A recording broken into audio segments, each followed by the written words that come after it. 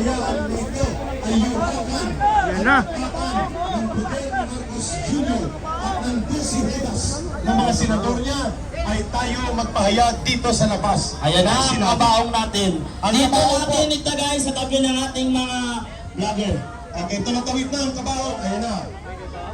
Ayan. O, dandaan. Ako. Dandaan sa nagbibigay Eto na. ng kamatayan ng demokrasya. Dahil sa kasalukuyang sitwasyon po, ang demokrasya ng ating bayan. Wow! Dito na mismo sa kalsada. Yan, Vince, dito na. Yes. Yan. Ito po, Si Marcos ba yan?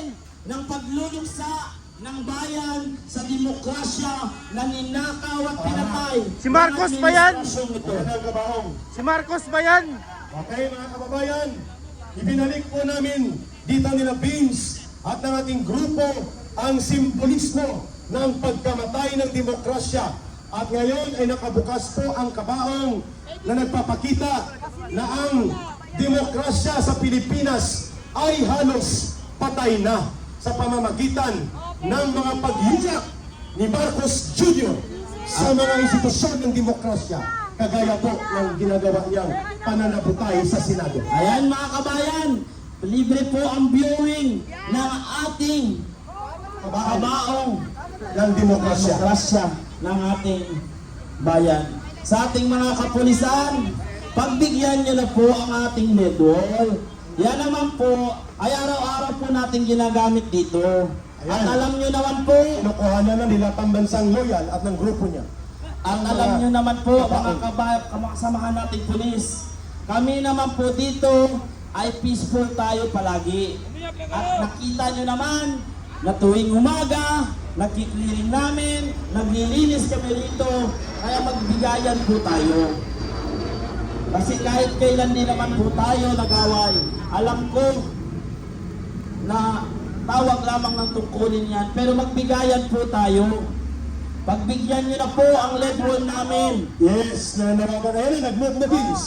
Mukhang papasok na ang LED vehicle natin para po makapagbigay tayo ng video presentation update mula sa kaganapan Sa loob. ng Senate Floor Ribbon Committee sa loob ng Senado. Okay, Ipasok na yan! ipasok na ang LED. Ipasok na. Ayan na, ayan na. Nag-move na ang LED at sana ay payagan ng ating mga pulis. Ang umpisa ng ating people power. Protect the Senate majority led by Senate President Alan Cayetano, and we will protect the ongoing Blue Ribbon investigation sa mga magnanakaw sa kaban ng bayan sa kapanguluhan ng Grandmaster Bongbong Marcos. Mabuhay ang Pilipinas! Diyan ka muna, Tatay Ben. Mabuhay tayong lahat! Diyan ka muna, Tatay Ben. Brother Oliver, samahan niyo ako para mas marinig sa loob ng Senado at ng buong samay ng Pilipino. Ang tao, ang bayan, ngayon ay lumalaban! Ang tao, ang bayan, ngayon ay lumalaban! Hindi maririnig? Mas malakas, mas matikas ang panawagan na nagundong sa lansangan sa harap ng Senado. Ang tao, ang bayan, ngayon ay lumalaban! Ang tao, ang bayan, ngayon ay lumalaban! Ang tao, ang bayan, ngayon ay lumalaban! Ayun, pakinggan natin si retired Colonel Jonathan Galang representing UPI, United People's Initiative. At mamaya, may iba pang magsasalita na mga retiradong nagsilbi sa security sector at ngayon ay bahagi ng demokratikong pagkilos sa mabayapa na mamamayang Pilipino. Okay, I would like to acknowledge po the presence of Attorney Miyong Garing of PDP. Maraming salamat sir. Ayan, Attorney Galing, magandang umaga po. Ngayong galing, sir, magsalita ka rin mamaya.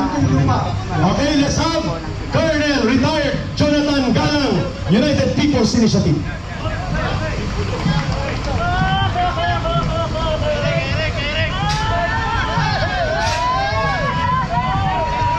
Magandang umaga po sa ating lahat na nandito ngayon sa ating mga dating kasamahan sa kapulisan. Magandang umaga sa inyo. Alam ko pagod na rin kayo, pagod na tayong lahat. O yun daw po, breaking news. Doon sa loob ng Senado, nagkakatulakan na ngayon. So the more na nangyayari ito, the more dapat tayong magkaisa at ipakita natin ang ating pagtutol sa ginagawang pagsupil sa ating demokrasya. Yes po, Colonel. Pinipigilan po ni John Vic Remulla si Senator Pia Cayetano sa loob ng Senado. Papayag ba tayo? Ipaglaban ba natin ang demokrasya? Okay. Magsalita ka na, Colonel. So gaya po ng narinig natin, dapat po tayo magkaisa. Ang panawagan po namin lahat po ng mga nanonood ngayon sa inyong mga telebisyon, sa social media, ang pagkikipaglaban po para sa ating demokrasya ay nandirito ngayon. Wala po sa bahay. Sakripisyo po tayo sama-sama.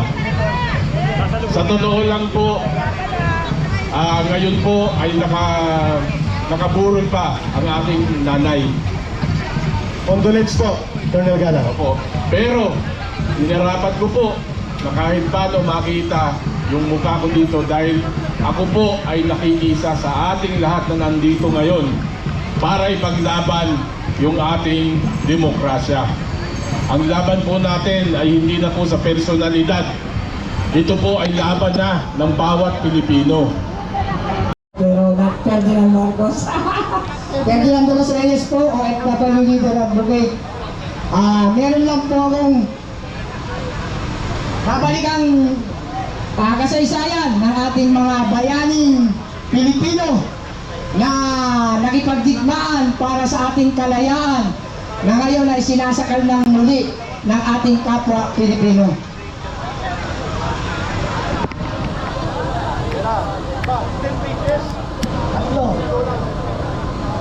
Tehoros ang ampas ng baril at ang nagsimula ng watak-watak. Marso 22, 1897, sa loob ng simbahan ng Tejeros, Cavite, nagtipon ng mga pinuno ng Katipunan, pagod na sa sunod-sunod na laban sa mga Kastila. Gusto na nilang magkaroon ng iisang pamahalaang revolusyonaryo na magtutuwid ng gulo sa mga hanay. Ang Katipunan noon ay nahati sa dalawang malalakas na sangay. Sa Cavite, ang magdiwang sa pamumuno ni Andres Bonifacio at Mariano Alvarez at ang magdalo sa pamumuno ni Baldomero at Aguinaldo. Pareho silang may tagumpay sa labanan, pero pareho rin silang mayabang sa kanilang sariling teritoryo. Kaya kinailangan ni Bonifacio bilang supremo ng Katipunan na tawagin ang pulong sa Tejeros para ayusin ang tunggalian at mag-alal ng isang pamahalaang kinikilala ng lahat. Nagbotohan, nanalo si Emilio Aguinaldo bilang Pangulo. Tanggap ito ni Bonifacio. Pero sumunod ang botohan para sa posisyong Director de Interior na posisyon ngayon ni John Vic Remulla. Ito ang posisyon ngayon ni John Vic Remulla, ang Director de Interior na ngayon ay katumbas ng Department of Interior and Local Government. Yan po si John Vic Remulla. Ang tungkulin niya ay mamahala sa mga bayan, pulisya at kaayusan sa loob ng revolusyon. Ibinoto rin si Andres Bonifacio sa posisyong iyon. Maraming sumigaw na pag-apruba, pero biglang tumayo si Daniel Terona, isang opisyal ng Magdalo. Magdalo, kinabibilangan naman ni Trillanes na isang traitor. Siya po ay nagmula sa Magdalo at ito po ang kasaysayan mula pa noon hanggang sa kasalukuyan ay nangyayaring muli. Brother Ferdinand, 50% lang natin daw ha, babalik ka ulit mamaya. 50%. Pero biglang tumayo si Daniel Torona, isang opisyal ng Magdalo. Pinitiwan niya ang salitang nagpasiklab ng apoy. Kailangan Yumaman ang mga tulpo sa panlilinlang at panluloko sa masa. Yun po ang negosyo niya, lukuhin at linlangin ang masa. Kaya, punta na. Oh, for content only, matatapos kayo. Pero, hinaamo ko yan nung nadiskino ako sa ARM. Hinaamo ko, dito kayo pumunta sa ARM. Sabi ko noon. Wala. Ito, si Ping. Si Sir Maxwell. Ipos mo dati yun. Idol ko rin yan. Naging PNP chief namin yan. Vatican na investigador. Pero ano ginawa mo? Bakit mo itinago? Bakit mo nilihis ang investigasyon? Kasi namaleta na. Kala ka may prinsipyo ka. Pero nung tumanda ka na, Mayroon daw tinataos. May prinsipyo daw sila, ang 12 Judas. Prinsipyo ng mga Judas. Yun. mas malala pa sila sa Judas. Ayon sa Biblia, meron ba kayong kakilalang mas malala kay Judas? Meron yan. O sino? Sino yan? Hindi. Hindi. Hindi ito walang biro. Ano? Nasa Biblia yan. Si Pedro, San Pedro, nung una, 3 beses niyang ikinagwa. Yung laksi sa paggaling. Itinatwa Kinagwa. o itinanggi. Tinanggi. Pero bumawi siya sila. Bumawi naman siya. Pero nagsisi siya. nagsisi Pero siya. mas masawang pa sa ginawa ni Judas. Si Judas, binenta niya lang eh. Na ano, siya 3 beses. Yang, Pero parang hindi naman patas na ipag-ikukumpara ang mga senador na Judas kay San Pedro. Pero mas maganda kung sa Judas na lang. mas masawang pa nga. Sa Kasi si San Pedro nagsisi eh. Si Judas, tinatiram ko nagsisi siya. magsisisi yan. Oo. Sa bandang huli, magsisisi yan. Ayan na. Ayan. May mga nag-join na General Taos. Hayaan na daw natin General Taos. Si San Pedro sa mga sabungero. Paborito niya atong angyan. Oo. Si San Kaya, tinatawagan ko rin ang lahat ng senior citizen, mga Pilipino talaga, yung Pilipino na sa diwa at saka sa gawa. Pumunta po kayo dito. Suportahan natin yung 18 Marines. Ipaglaban natin ang demokrasya. Huwag natin patayin ang demokrasya.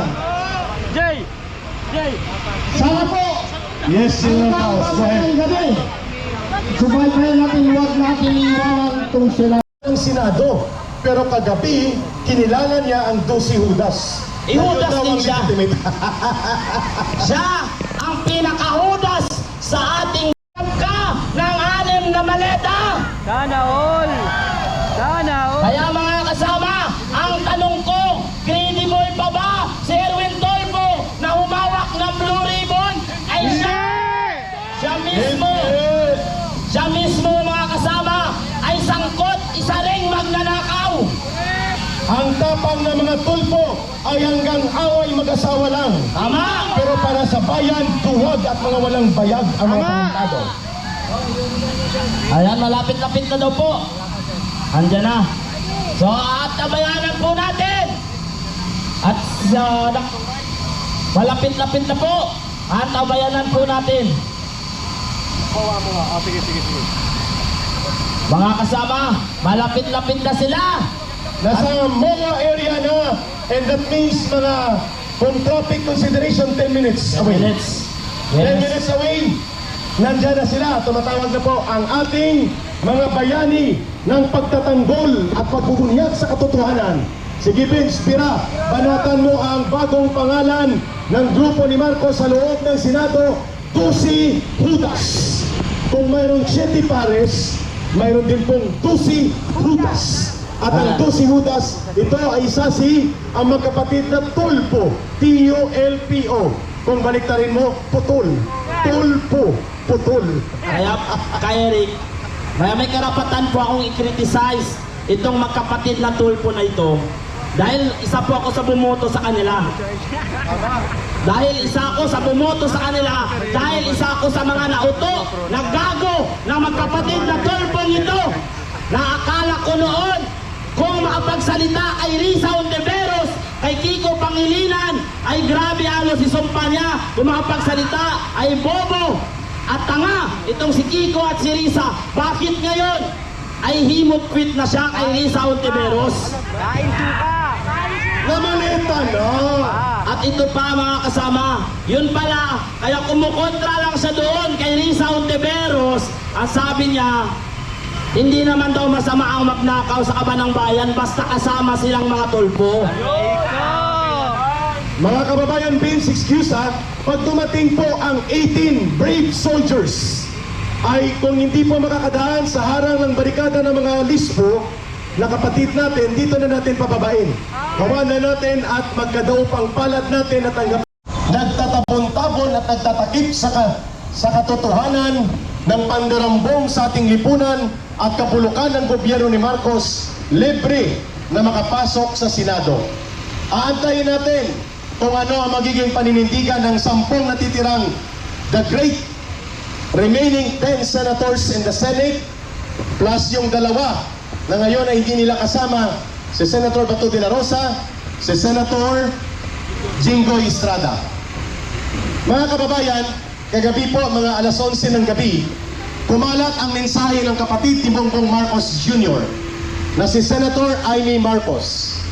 At ang binabanggit ni Senator Amy Marcos alas 10 ngayong umaga, nananawagan siya sa sambayanang Pilipino na tumungo sa lansangan sa labas ng Senado upang maging bahagi ng pagtatanggol sa institusyon ng Senado, pagtatanggol sa katarungan at katotohanan.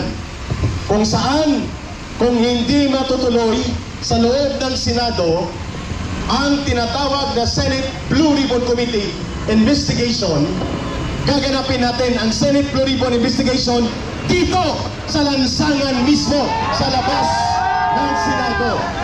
Payag ba kayo mga kapatid? Payag ba kayo, Captain Ray Valeros? Payag ba kayo mga kababayan? Ayun! Kumuha ka ng isa mo microphone, samahan mo dito. Si Ka Eric, Brother Oliver, where are you? Halika kayo mga kababayan. Sa oras na ito ay magsisimula po ang ating countdown at panawagan. Ang Senado ay hindi pagmamay-ari ni Marcos Jr. Ang Senado ay hindi pagmamay-ari ng 12 hudas ng mga senador na ngayon ay ginagamit ni Ginoong Marcos sa pagtatabon-tabon sa kanyang kriminal na pananagutan, sa kanyang pananagutan sa pandarambong at pangungurakot sa kaban ng bayan. Ang Senado bilang institusyon at haligi ng lehislatura at bahagi po ng instrumento sa check and balance of democracy ay pagmamay-ari ng soberenya at kapangyarihan ng taong bayan. Tama? Kaya ang Senado po, kung hindi papayagan physically sa loob gumawa ng Senate Blue Ribbon Committee investigation, mga kababayan, ang ating dapat gawin ay ang pagkakaroon ng Senate Blue Ribbon Committee direkta mismo sa halay ng mga mamamayang Pilipino. Tama? So samahan ako ni Brother Captain Ray Valeros from United People's Initiative at Brother Bench Dizon. Vince Dizon. Sana si Vince parang high na haya, parang hype na hype pa. Kuya Eric, ito yung pagkakataon na baka pwedeng sagutin mo yung katanungan natin. Nakikita natin yung alyansa ng Makabayan, Dilawan at saka administration. Ano yung masasabi mo dahil kahapon, mga nakarang araw pa, nakikita natin talaga yung hatak nila, bayaran talaga yon at bilib ako, ang nagdadala lang yung nagchat-chat eh. Pero yung mga nakasunod sa kanila, hindi nila alam kung ano yung dahilan, bakit sila nandito. So, ang tanong ko sa iyo, Kuya Eric, ganito. Ano ba talaga yung galaw ngayon ng Makabayan, bakit sila nag-alyansa sa Dilawan at sa Rehimeng Marcos? Kuya Eric. Magandang tanong yan mga kababayan. Ang Makabayad Block o yung Kamatayan Block sa Kongreso, yung Bayan Muna, Anak Pawis, Gabriela, Kabataan NPA Recruiter, tsaka yung Alliance of Communist Teachers. Ito po ay mga organisasyon, Brother Captain Ray, na hawak ng Communist Party of the Philippines, New People's Army at ng NDF. Tinatawag po silang urban operatives. Ibig sabihin po mga kababayan, sila ay naglalayong pabagsakin ang gobyerno. Para mapabagsak ang gobyerno, ang isang klasiko na taktika nila is mag-infiltrate sa gobyerno.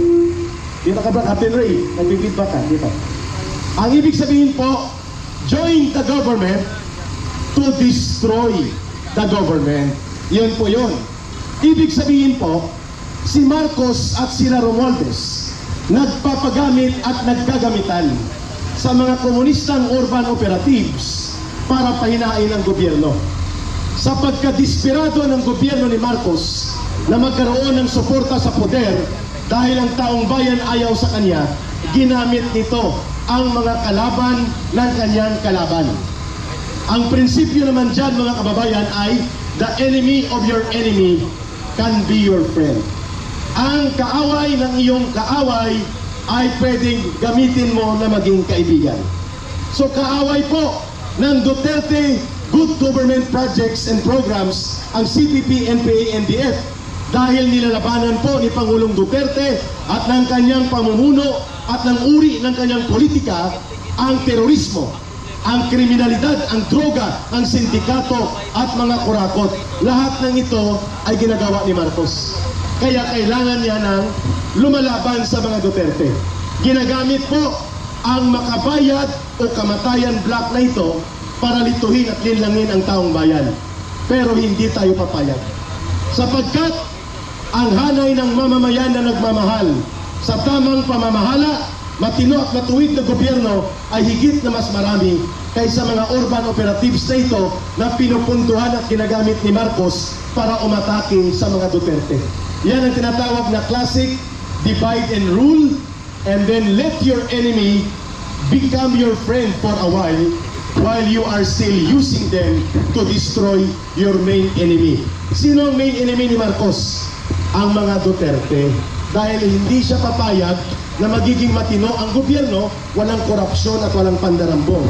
Sino ang apektado kapag Duterte ang namumuno o may kaparehong programa sa mga Duterte? Ang CPP, NPA, NDF. Kaya sila ang pinaka-konbiniente na makakaalyado at magagamit ni Marcos. Maraming salamat, Kuya Eric. Ito po ang ating pagtatanong. Ito po ay hindi haka-haka. Ito ay base mismo sa personal experience ni Kuya Eric. Alam natin lahat, dati siyang kadre at ngayon nasa gobyerno, tumutulong siya sa panahon ni PRRD. So may pinagmumulan ang kanyang mga sinasabi sa atin. Kuya Eric, pangalawang importanteng tanong. Yes.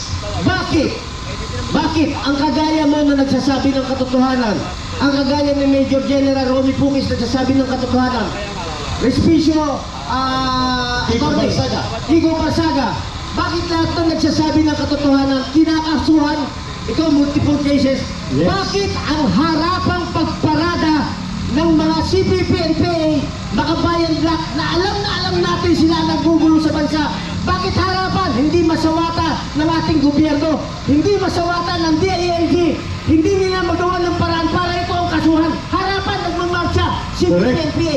Pakisagot, Kuya Eric. Sapagkat sila po ay magkakasabwat upang ilukbok ang gobyerno. Kapag nagkagulo ang gobyerno, mahina ito upang lumaban sa CPP, NPA, NDF.